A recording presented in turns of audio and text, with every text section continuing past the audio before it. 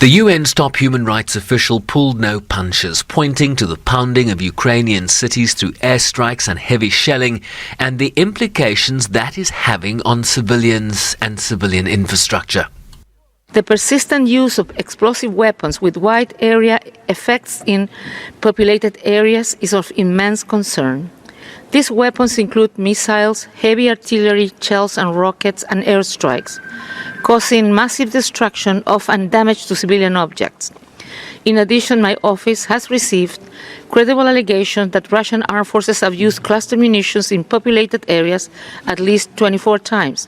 We're also investigating allegations that Ukrainian armed forces have used such weapons. Cluster munitions were a weapon consisting of a dispenser from which many sub-munitions or bomblets are scattered over wide areas, are prohibited under international humanitarian law.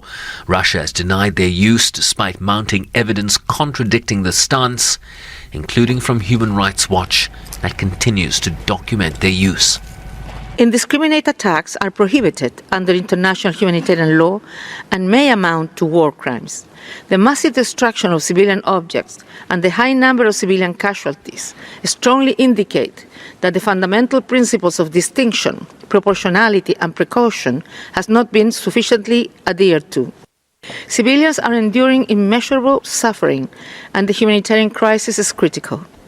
In many areas across the country, people urgently need medical supplies, food, water, shelter, and basic household items.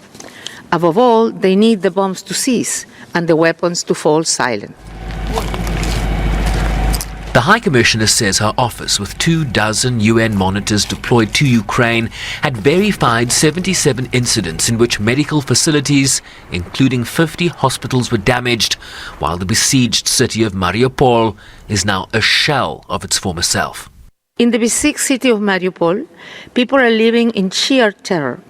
The situation is worsening by the day, with constant shelling, fighting in the streets, and people struggling to survive with the bare minimums of life's necessities, including food, water, and medical supplies. We are looking into allegations that some Mariupol residents have been forcibly evacuated, either to territory controlled by Russian-affiliated armed groups or to the Russian Federation.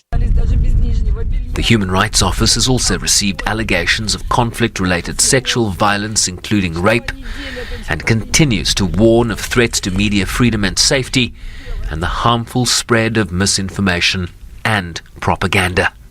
Sherman Bryceby's SABC News, New York.